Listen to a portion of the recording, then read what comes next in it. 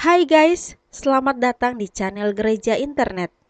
Jangan lupa klik tombol subscribe dan nyalakan lonceng pemberitahuan supaya kamu bisa mendapatkan pengajaran setiap minggunya tentang kebenaran yang alkitabiah. Klik subscribe itu nggak bayar guys. Tapi dengan klik subscribe, kalian baru saja mendukung Gereja Internet supaya terus dapat berkembang di dunia YouTube. Jangan lupa like, comment, and share ya guys.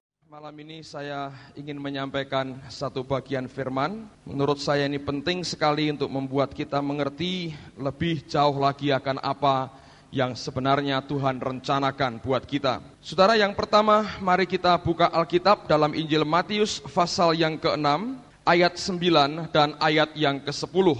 Ada suatu doa yang diajarkan Yesus kepada murid-muridnya, tapi juga doa ini diajarkan kepada kita.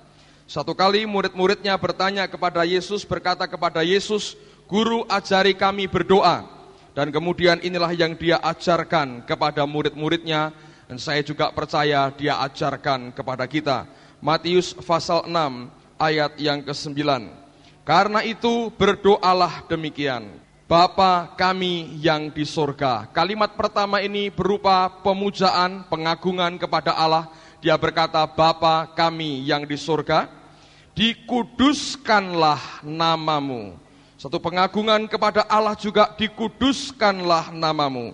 Lalu inilah permintaan pertama yang keluar sebagai bagian dari pengajaran doa Yesus. Dia berkata, "Datanglah kerajaanmu, thy kingdom come." Ada banyak orang yang merindukan satu kali dia akan ke surga, dan dia akan tinggal di surga bersama dengan Bapa yang mulia dan kekal, bertemu dengan Tuhan Yesus dan orang-orang kudus yang lainnya. Saya katakan itu kerinduan yang wajar, dan setiap kita yang percaya kepada Yesus, engkau dilahirkan kembali, saudara berhak tinggal dalam kekekalan bersama dengan Tuhan di surga.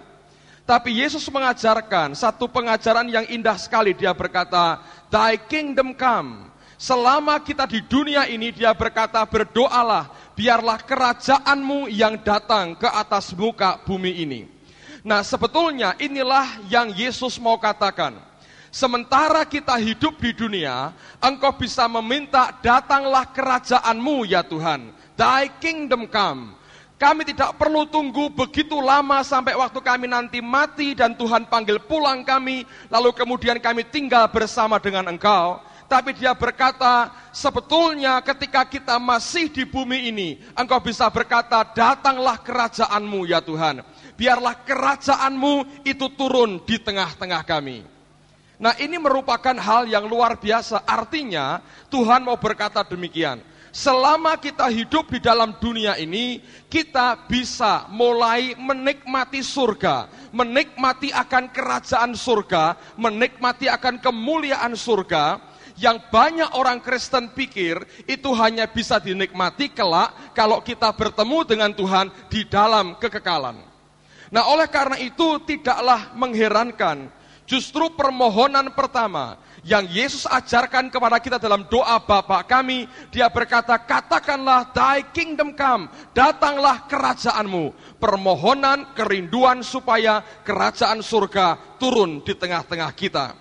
Nah, saudara sekalian, lalu pertanyaannya, bagaimana kita bisa membawa supaya kerajaan surga itu turun di tengah-tengah kita? Pengkhotbah berkata, untuk setiap sukacita ada waktu yang tertentu, ada proper time, tapi juga ada prosedurnya. Kata Pengkhotbah 8 ayat 5 dan 6. Dikatakan setiap hal, sukacita, kegembiraan, kemuliaan, ada waktu yang tertentu dan ada prosedurnya.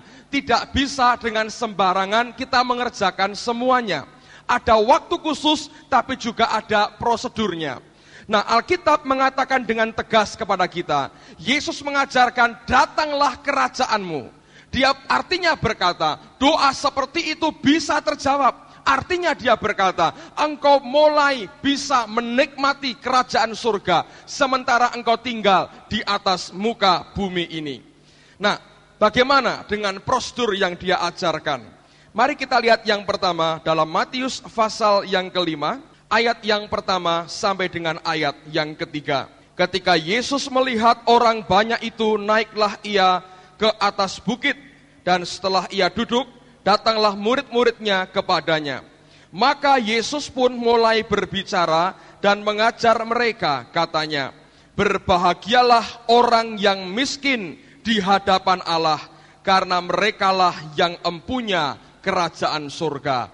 Dia berkata, berbahagialah orang yang miskin di hadapan Allah, karena merekalah yang empunya kerajaan surga. Nah, Anda perhatikan, dia berkata berbahagialah. Kata berbahagia di sini diambil dari kata Yunani makarios. Dan kata makarios itu punya pengertian yang sangat khusus. Kata ini kalau diterjemahkan artinya berbahagia. Tapi kebahagiaan seperti apa makarios ini? Saudara, orang Yunani pada waktu itu menggunakan kata bahagia dengan kata makarios ketika kapan? Ketika mereka menunjuk atau menyebut kebahagiaan yang dialami oleh para dewa dan para dewi. Jadi sebetulnya kalau mereka berkata makarios artinya berbahagia, kata makarios tidak pernah mereka pakai untuk mengatakan kebahagiaan yang ada di bumi ini. Mereka menggunakan kata makarios untuk menunjukkan kepada kebahagiaan yang hanya dimiliki oleh para dewa. Nah, Yesus menggunakan akan kata yang sama ketika dia berkata berbahagialah makarios. Artinya dia berkata, kebahagiaan yang kamu alami, kebahagiaan yang menjadi bagianmu, bukan kebahagiaan yang bisa dijumpai oleh manusia di atas muka bumi ini, tetapi kebahagiaan yang kamu jumpai adalah kebahagiaan ilahi yang hanya dimiliki oleh Tuhan dan kerajaannya. Sehingga tidaklah berlebihan kalau justru pada permohonan pertama dalam doa Bapa kami, Yesus sendiri berkata, Thy kingdom come, datanglah kerajaanmu. Dan dia berkata pada Matius pasal 5, berbahagialah makarios, aku memberikan kepadamu kebahagiaan yang hanya dimiliki oleh para dewa, kebahagiaan yang hanya dimiliki oleh Tuhan sendiri, kebahagiaan yang tidak bisa dibandingkan dengan kebahagiaan jenis apapun yang ada dan disediakan oleh dunia ini. Dan pengertian yang kedua dari makarios artinya bahwa kita dapat mencukupi diri sendiri tanpa bantuan orang lain. Nah, artinya kebahagiaan ini tidak usah ditambah dengan apapun, sudah limpah dalam kehidupan kita. Kebahagiaan ini tidak usah ditambah dengan kebahagiaan dunia, sudah limpah dalam kehidupan kita.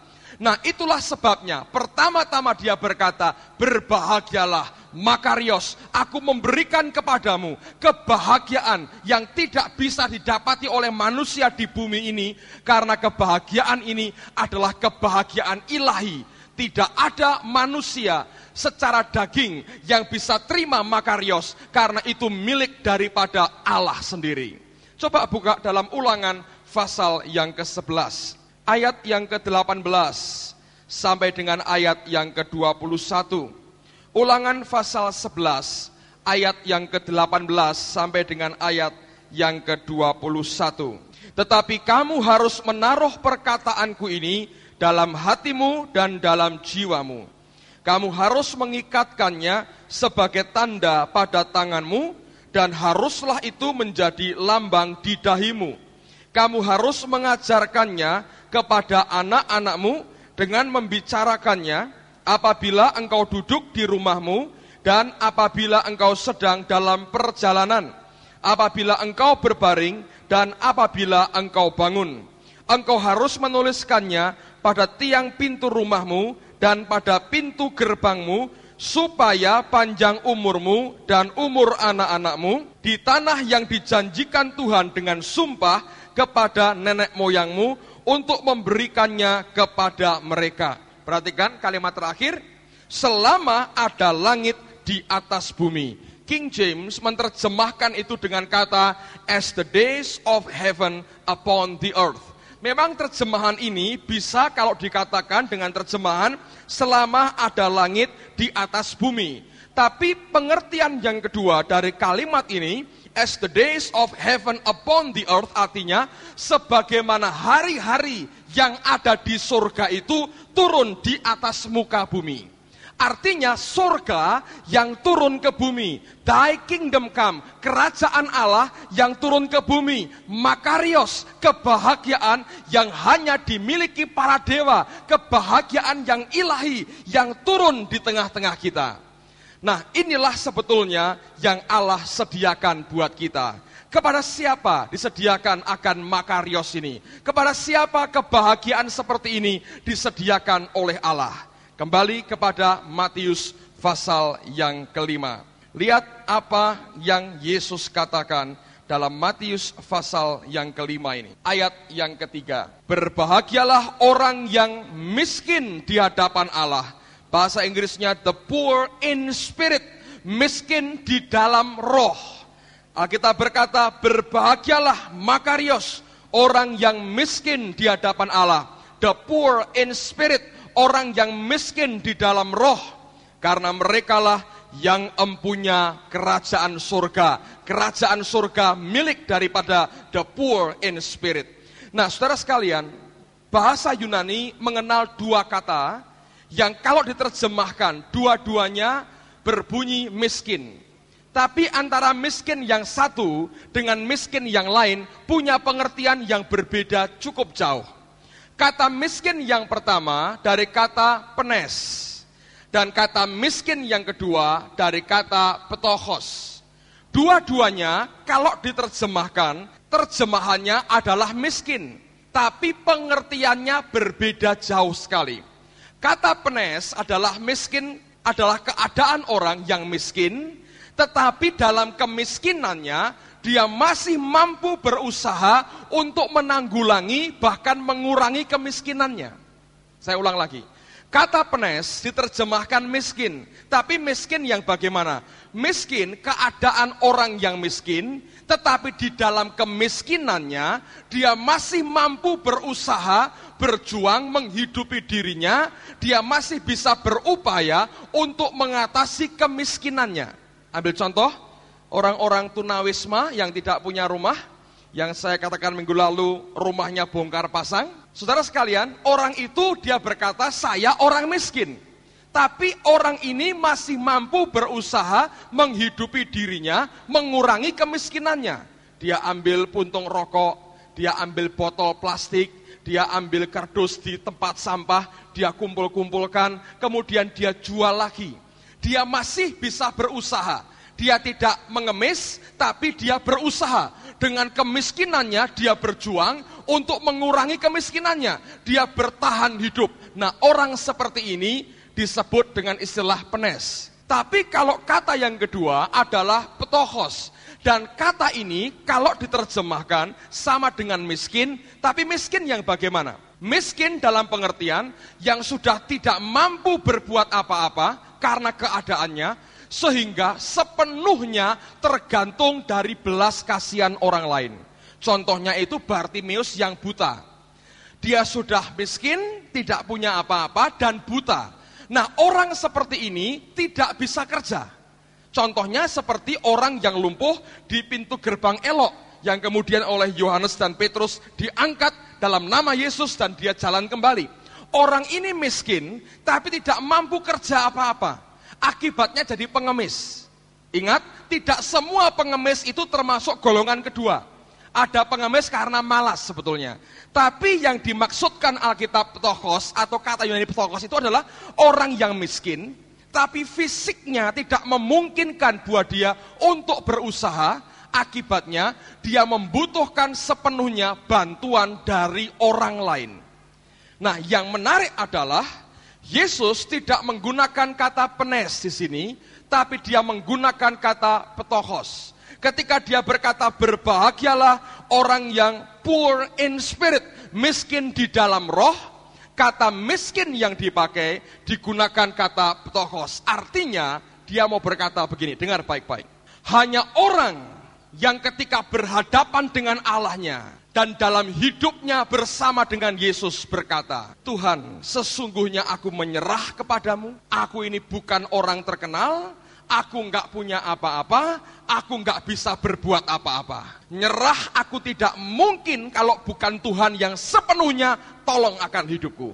Nah, orang seperti ini dia berkata, Makarios jadi bagianmu. Tapi kalau kita masih penes, dan sebagian besar orang Kristen penes, dia masih struggle, dia mau ajak gulat Tuhan, dia berantem dengan Tuhan, dia bergulat dan tidak mau menyerah, orang ini tidak bisa terima Makarios. Berapa banyak orang-orang Kristen yang terus bergulat dalam hidupnya, terus bergulat. Dia memperjuangkan apa yang dia inginkan, walaupun dia tahu Allah tidak berkenan. Dia terus fight, dia terus berjuang, dia berjuang, dia berjuang, dia berjuang. Allah berkata, Makarios belum bisa jadi bagianmu. Begitu engkau menyerah dengan dia, engkau berkata, ya Tuhan, aku gak bisa apa-apa.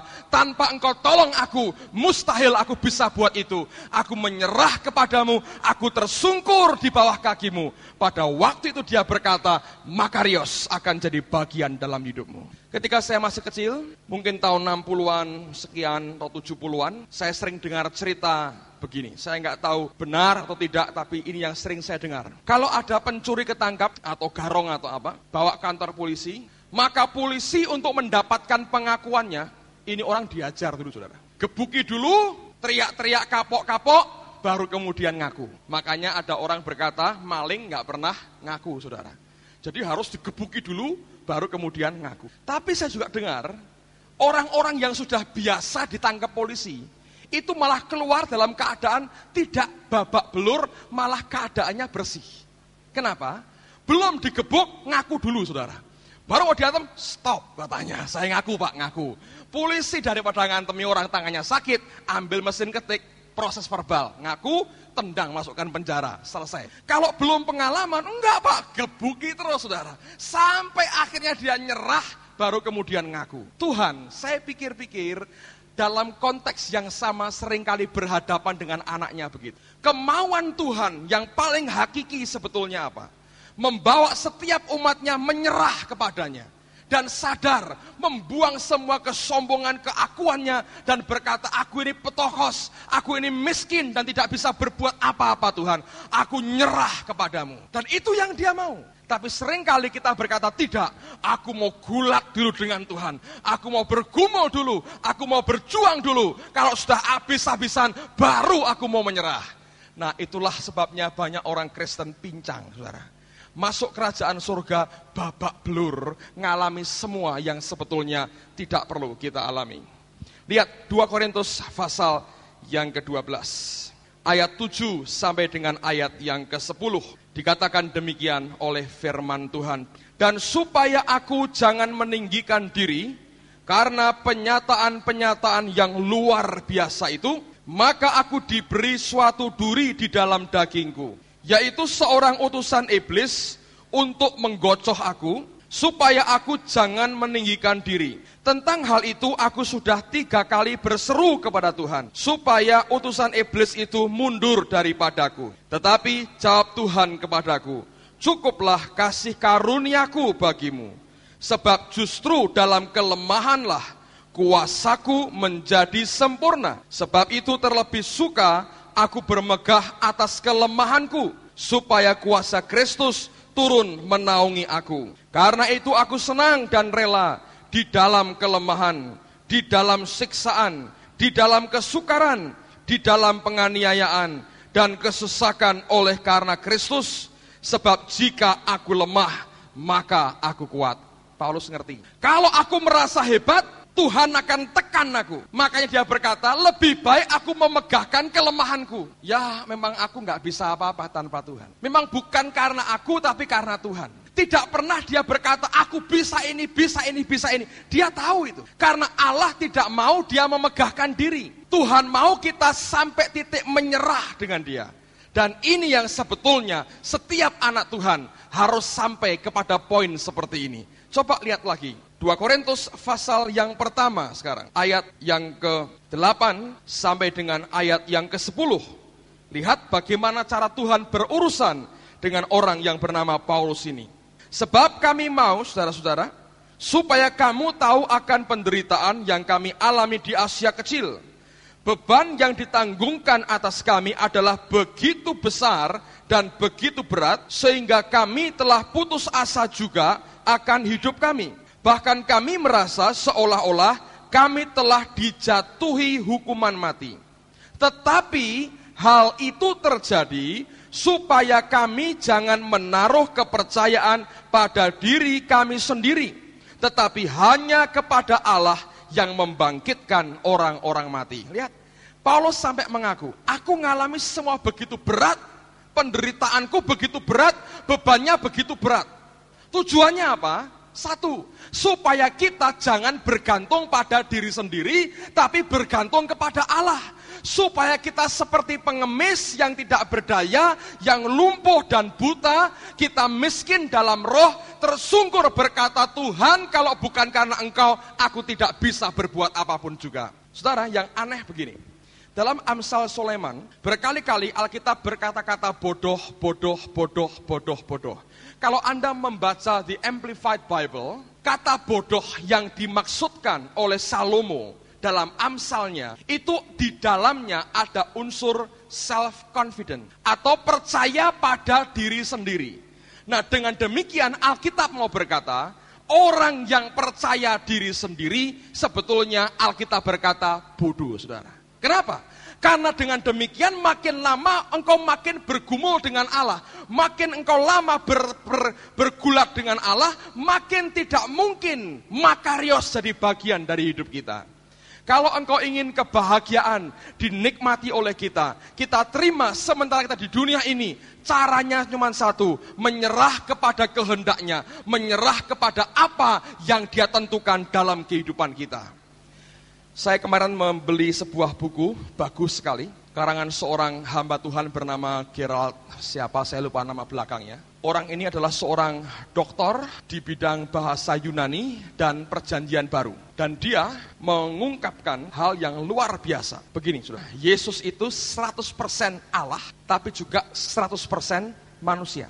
Dan dia mengungkapkan dengan kemampuan bahasa dia yang luar biasa. Yesus ketika di dunia ini tidak menggunakan keilahiannya sama sekali. Kenapa? Dia betul-betul hidup, lahir dan hidup sebagaimana manusia kita ini. Tapi semua kemuliaan, kuasa dan segala macam yang dia punya, itu karena ketergantungan manusia Yesus ini dengan roh Allah. Makanya dia berkata, kalau kamu percaya, kamu akan melakukan semua yang aku lakukan, bahkan lebih besar daripada itu. Nah, hal yang menarik begini, saudara.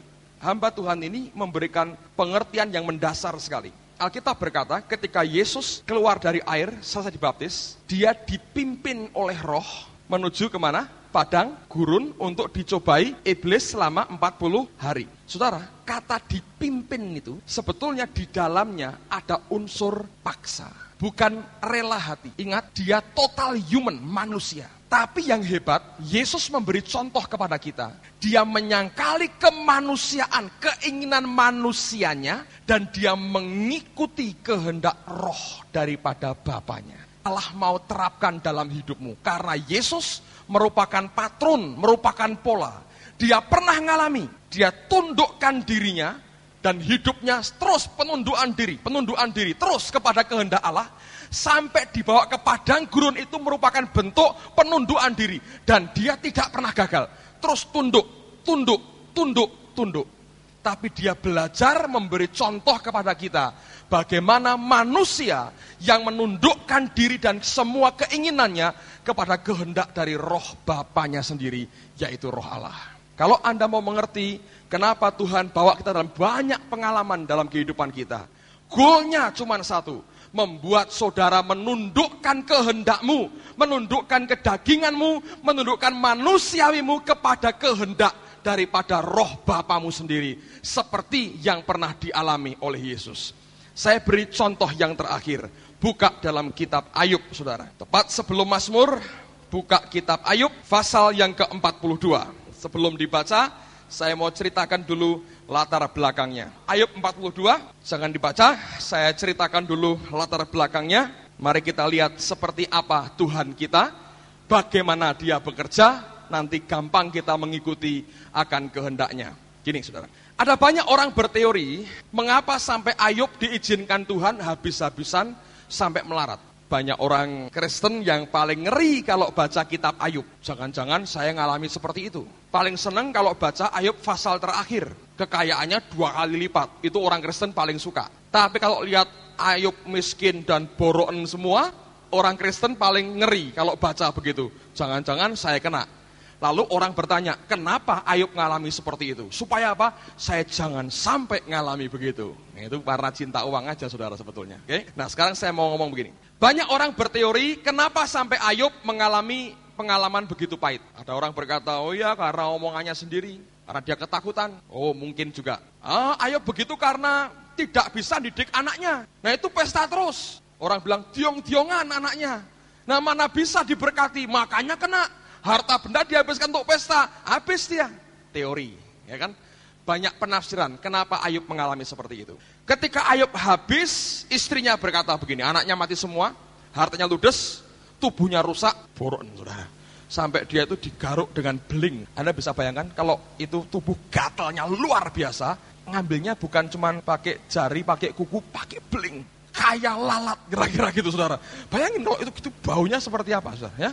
Bayang orang kaya ngalami begitu tuh, waduh, seperti apa rasanya. Nah, setelah dia jatuh, beberapa temannya datang. Lalu mereka menyalahkan, Ayub kamu begini.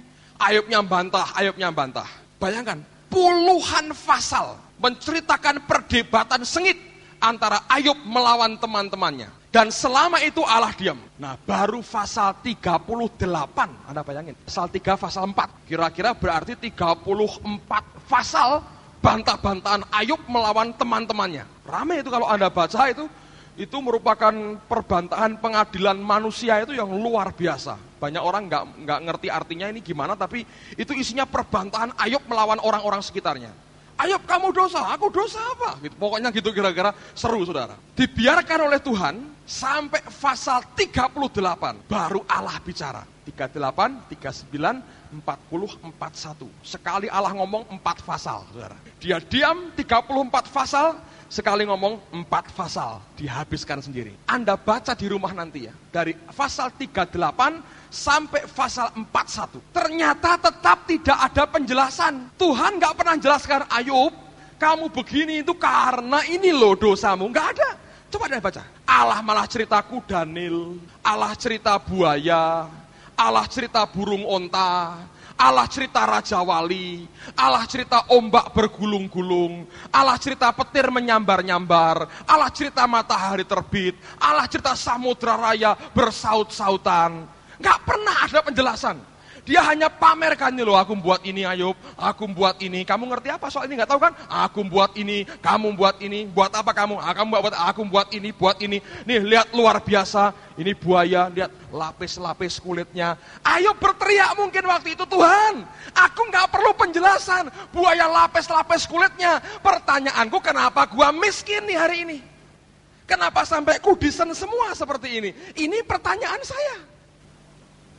Kalau Allah sedang mengerjakan sesuatu bagi hidupmu, kalau engkau bertanya, why Lord?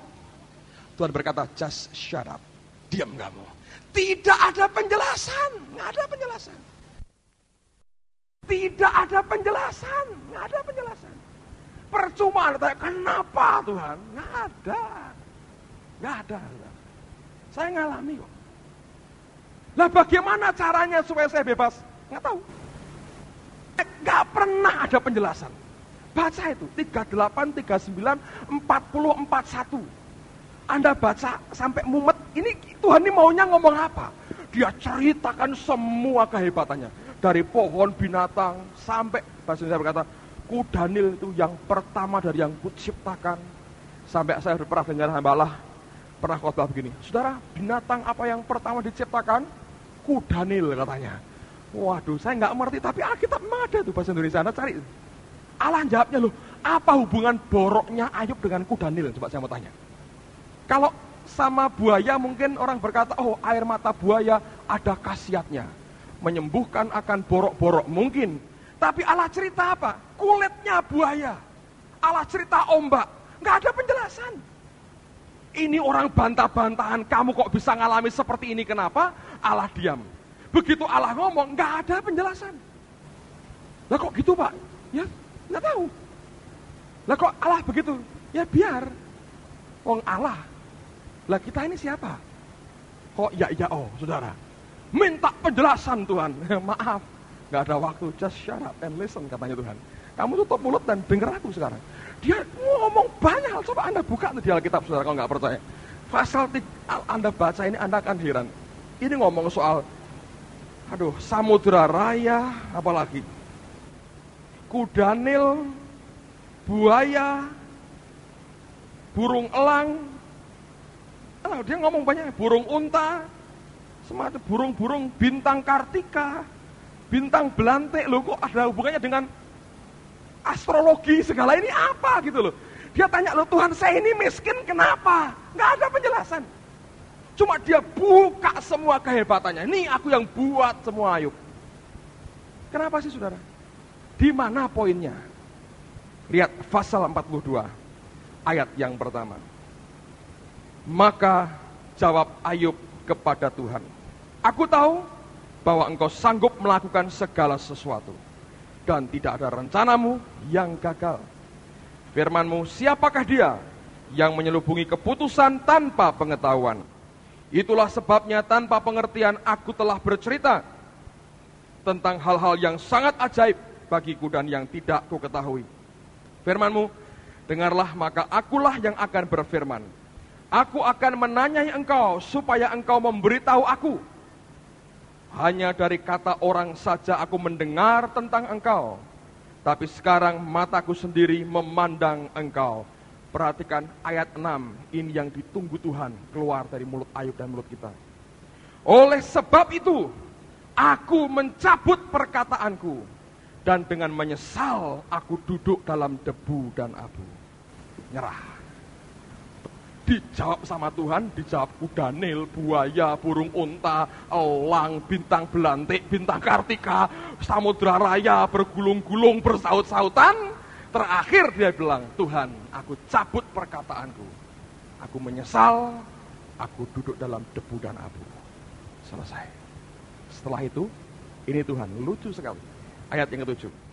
Setelah Tuhan mengucapkan firman itu kepada Ayub, maka firman Tuhan kepada Elifas orang Teman, murkaku menyala terhadap engkau dan terhadap kedua sahabatmu, karena kamu tidak berkata benar tentang aku, seperti hambaku Ayub. Loh, yang dikatakan itu benar ternyata. Dia tidak mau mengakui sebelumnya, sampai nunggu kita nyerah. Dengar saudara, alasanmu, pertanyaanmu, bantahanmu seringkali benar. Tuhan, menurut pasal sekian, ayat sekian. Saya pernah dengar ada hamba Tuhan berdoa begitu. Doa itu seperti pembelaan sidang di pengadilan negeri saudara. Menurut Matius pasal sekian, Alkitab berkata begini-begini, oleh karena itu saya minta ini. Menurut Lukas sekian, pasal sekian, ayat sekian, begini-begini saya minta ini. Mazmur berkata begini Tuhan, jadi saya minta ini. Wahyu nubuat begini saya minta ini. Kejadian ngomong begini saya minta begini. Benar semua. Tapi Allah diam. Bukan itu poinnya. Bukan kau bisa memenangkan perbantahan dengan Allah. Tapi yang dia tunggu adalah ketika dia berkata, aku cabut perkataanku. Aku duduk dalam abu dan debu, aku menyesali semua Tuhan. Ketika engkau menyerah dengan dia, Allah berkata, Ayub berkata benar tentang aku. Bayangin saudara. Memang Tuhan itu gak usah diajak bantah-bantahan. Menyerah saja, menyerah. Terus, ayat yang ke-8. Oleh sebab itu, ambillah 7 ekor lembu jantan dan 7 ekor domba jantan dan pergilah kepada hambaku Ayub. Lalu persembahkanlah semuanya itu sebagai korban bakaran untuk dirimu, dan baiklah hambaku Ayub meminta doa untuk kamu, karena hanya permintaannya lah yang akan kuterima, supaya aku tidak melakukan aniaya terhadap kamu, sebab kamu tidak berkata benar tentang aku seperti hambaku Ayub. Dalam satu perikop diulang 2 kali, itu penting sekali Alkitab ini. Allah 2 kali berkata ngomongnya benar nih Ayub, tapi tidak pernah dia gubris omongannya sebelum dia nyerah kepada Allahnya. Ada banyak doa-doa yang begitu hebat Anda tembakkan ke dia. Dia berkata, just shut up and surrender. Diam dan menyerah, itu yang dia mau. Baru dia mulai perhatikan perkataan orang yang menyerah. Makanya Daud berkata, persembahan yang engkau kenan adalah broken spirit, roh yang hancur, poor in spirit, ptohos, merasa tidak mampu berbuat apa-apa, nyerah kepada kehendaknya. Makarios jadi bagian dari hidupmu. Kebahagiaan ilahi boleh engkau nikmati sementara engkau tinggal dalam dunia. Kemudian dikatakan ayat 10, lalu Tuhan memulihkan keadaan Ayub setelah ia meminta doa untuk sahabat-sahabatnya, dan Tuhan memberikan kepada Ayub 2 kali lipat dari segala kepunyaannya dahulu. Dan surga turun dalam hidup kita, Makarios turun dalam hidup kita. Kalau ada poor in spirit, kalau ada ptochos in spirit, kalau roh dan hidupmu berkata, Tuhan aku menyerah, tanpa Tuhan yang tolong aku tidak mampu berbuat apapun juga. Penyerahan seperti itu kepada kehendaknya akan membuat engkau terima makarios, kemuliaan yang dari Allah. Amin, saudara. Yang kedua, yang terakhir, kembali ke Matius pasal yang kelima. Saya akan tutup dengan ini. Saya bacakan, dan ini bagian yang kedua. Saya akan tambahkan buat saudara pada malam hari ini.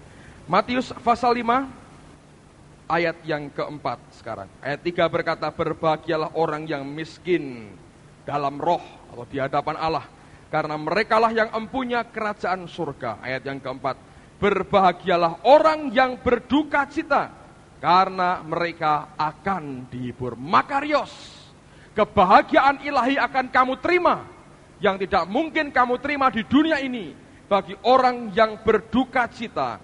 Dalam bahasa aslinya, kata mereka yang berduka cita dari kata hoi pentontes, artinya duka cita atau perkabungan, karena pertama, dosamu sendiri, yang kedua, perkabungan karena dosa orang lain. Saudara sekalian, Allah berkenan dan Allah bersuka cita dengan orang yang teachable, yang gampang diajar, yang gampang bertobat, yang mau menyadari dan mengakui akan dosanya sendiri. Ada banyak orang Kristen yang tidak pernah sedih dengan dosa yang dia buat. Allah rindu setiap kita membuka hidup kita dan bisa berkabung dengan dosa yang kita lakukan di hadapan Allah. Nah, perhatikan sekarang pada 2 Korintus pasal yang ke-7. 2 Korintus pasal yang ke-7. Saya akan bacakan dari ayat yang ke-8 sampai dengan ayat yang ke-11. 2 Korintus pasal yang ke-7 mulai ayat yang ke-8. Dengar. Jadi meskipun aku telah menyedihkan hatimu dengan suratku itu, namun aku tidak menyesalkannya.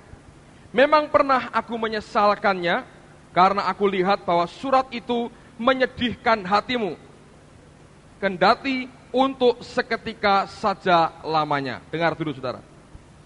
Paulus dalam suratnya yang pertama kepada orang Korintus, dia menemplak dosa orang Korintus begitu keras. Nah, rupanya surat yang dia tujukan kepada orang Korintus, teguran yang keras itu, membuat orang-orang Korintus berduka, sedih. Sebetulnya bukan cuma sedih, tapi sebetulnya ada perasaan susah menerima teguran begitu keras, gak bisa terima. Ada pergolakan dalam batin mereka, kenapa dia bicara begitu keras, sampai batin mereka tertekan dan membuat kesedihan dalam hidup mereka. Saya mau katakan begini saudara, tidak semua teguran yang datang dari Allah itu langsung memberikan sejahtera kepadamu. Banyak orang Kristen punya pandangan yang keliru. Kalau ada hamba Tuhan tegur kita keras, lalu kita berkata ini bukan dari Allah karena tidak ada kasih.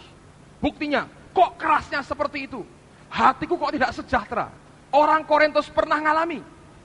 Paulus tegur begitu keras, sedih hatinya. Mana ada orang sedih, orang marah itu, oh aku marah sambil sejahtera. Enggak ada saudara. Oh aku sedih sambil bersuka cita. Enggak ada. Itu orang yang sudah nyampur pribadinya, saraf-sarafnya nyampur, nempel semua, konslet ya mungkin gitu. Sedih sambil tertawa gitu, sudah kadung konslet saudara. Tapi kalau normal enggak ada. Sedih ya sedih. Sejahtera enggak? Siapa bilang sedih itu sejahtera? Marah ya marah. Nah, jadi kalau Anda ditegur orang keras, dan engkau berkata, buktinya aku gak sejahtera, negur begitu keras aku marah. Nah itu ngawur lagi, karena orang Korintus pernah ngalami. Dan Paulus sebagai manusia kaget juga, loh kok sedih ya kamu ya? Tapi selanjutnya ketika dia melihat hasil teguran itu membawa pertobatan, dan itu yang membuat dia bersukacita. Saya harap ini jelas saudara, sehingga kita jangan kaget kalau ada orang dipakai Tuhan tegur kita begitu keras. Menurut saya perlu ada orang-orang yang dipakai bicara keras kepada gerejanya, dan itu baik untuk membuat kita bertobat. Lihat lagi pada ayat berikutnya, ayat yang ke-9.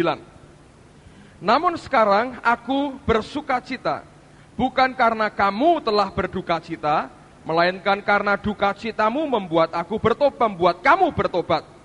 Sebab duka citamu itu adalah menurut kehendak Allah, sehingga kamu sedikit pun tidak dirugikan oleh karena kami. Sebab duka cita menurut kehendak Allah menghasilkan pertobatan yang membawa keselamatan dan yang tidak akan disesalkan. Tetapi duka cita yang dari dunia ini menghasilkan kematian. Saudara sekalian, kalau ada teguran membuat kita berduka, mungkin reaksi pertama kita marah, tapi kalau yang penting akhirnya membawa pertobatan, itu yang dibutuhkan oleh Tuhan. Allah mencari sebetulnya orang-orang yang siap diberi kebahagiaan surgawi, yaitu kalau ada orang yang berkabung karena dosa yang mereka buat. Ada banyak orang yang tidak berkabung dengan dosa yang dibuat. Ada banyak orang Kristen malah kurang ajar. Oh, tidak apa-apa kita berbuat dosa, nanti malam saya doa, lalu kemudian minta Allah menghapuskan semua dosa. Banyak yang berdoa begini, kalau mau tidur kan saudara, tidur jam 12 malam itu mau tidur, terus doanya begini, ini doa orang praktis. Ya, diatur dengan manajemen doa. Tuhan, ampuni semua kesalahanku, baik yang sengaja maupun yang tidak sengaja. Komplit borongan, ampuni semuanya, sucikan dengan darahmu 3 tetes, habis putih seperti salju. Nah aku tidur, siap kalaupun mati menghadap Tuhan tanpa dosa. Besok kesusahan lain lagi, dosa lain lagi, urusan belakangan. Amin, belak tidur saudara. Besok dosa lagi. Malam doanya, Tuhan ampuni semua dosaku. Tidak terkecuali, engkau lebih tahu dari aku. Kalau aku nggak tahu, engkau tahu. Ampuni, pokoknya ampun. Amin Tuhan. Ini kurang ajar saudara.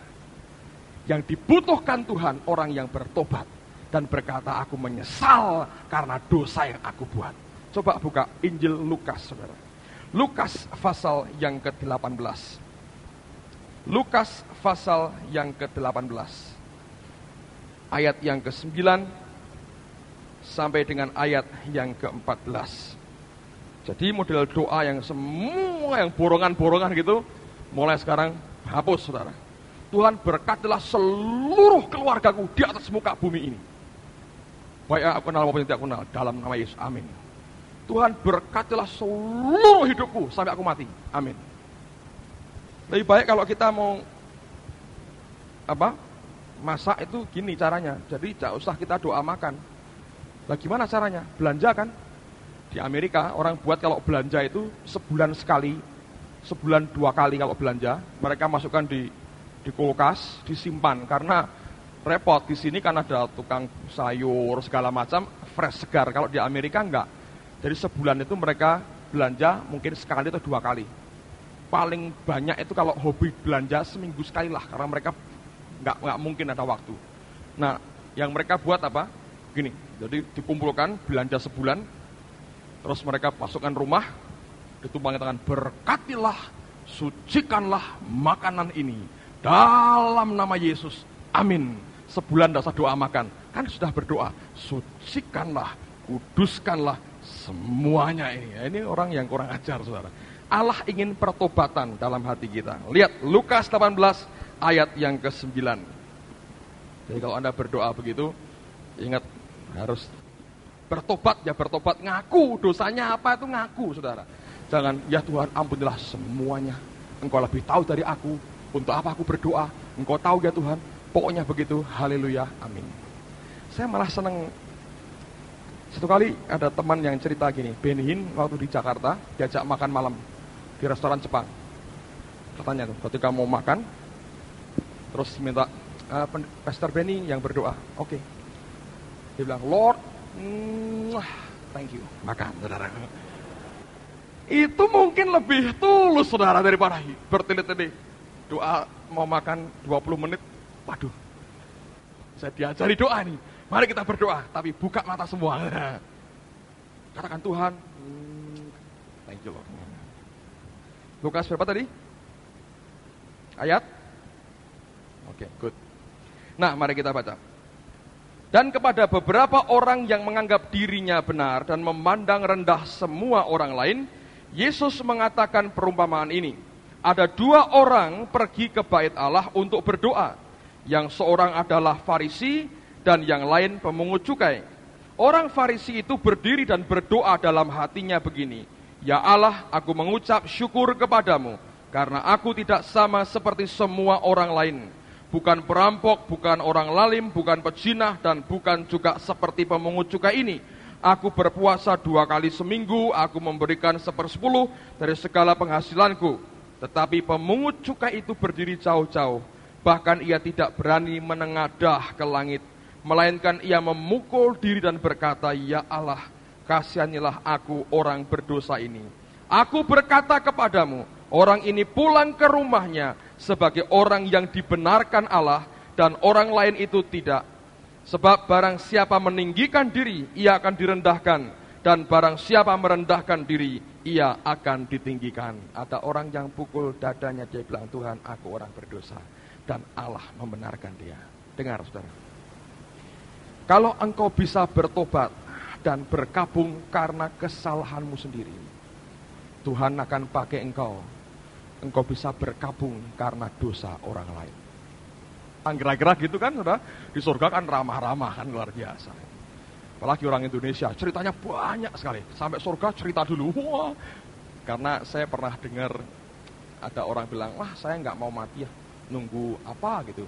Nanti kalau ketemu anak saya bisa ceritakan apa yang terjadi di bumi. Jadi memang pulang ke surga itu mau ketemu sama anak yang sudah meninggal supaya bisa cerita gitu. Ini orang Indonesia sih kalau di surga jadi ketemu, wah halo dongeng dulu ngobrol. Halo Yesus terima kasih, nah kita ngobrol dulu. Nah kira-kira begitu. Jadi ini mungkin kira-kira ngobrol ketemu saudara, ketemu sama orang lain. Duh, wah enaknya sini. Kira-kira gitu kan saudara, memang enak kan surga. Mereka dia senang, loh kamu kok bisa meninggal, kok bisa pulang, caranya bagaimana gitu kan. Cerita, ya saya ini sakit, begini, didoakan sama hamba Tuhan, didoakan lalu diberitahu begini, saya bertobat terus, oh Tuhan baik pulang gitu. Loh siapa yang doakan? Loh itu yang hamba Tuhan itu. Nah, kalau Anda mendoakan orang terus hari berikutnya pulang ke rumah Bapak, terkenal kan saudara? Dijadikan bahan cerita sama orang Indonesia di sana. Anda cukup terkenal belum di sana kira-kira? Dulu beberapa teman ini spesialisasinya begitu gitu. Sakit, ini harus pulang nih, panggilkan. Doakan ya, pulang. Hari berikutnya pulang, terkenal namanya. Kok bisa pulang? Ya aku udah lama pengen pulang, nggak pulang. Ketemu Pak Gaspar, didoakan suruh pulang. Saya pulang. Siapa Pak Gaspar? Oh Pak Gaspar. Yesus kan dengar. Tarot malaikat Gaspar, tambahi 1 bonusnya. Nah, kira-kira begitu. Tambah kasih anak kembar 2, bonus katanya gitu. Nah, itu karena terkenal, saudara. Kira-kira begitu menurut saya, saudara. Imajinasi saja, saudara. Buktinya kasih kembar 2 anaknya. Dulu berdoa minta anak perempuan, Tuhan bilang, oh bonusnya terlalu banyak. 1 kurang 2 kasih kembar gitu, saudara. Nah, saya mau katakan pada saudara, kalau engkau punya beban, berkabung karena dosa orang lain. Ubah hatiku seperti salju, ubah hatiku seperti dirimu. Katakan lagi, ubah hatiku seperti salju. Ubah hatiku seperti salju. Ubah hatiku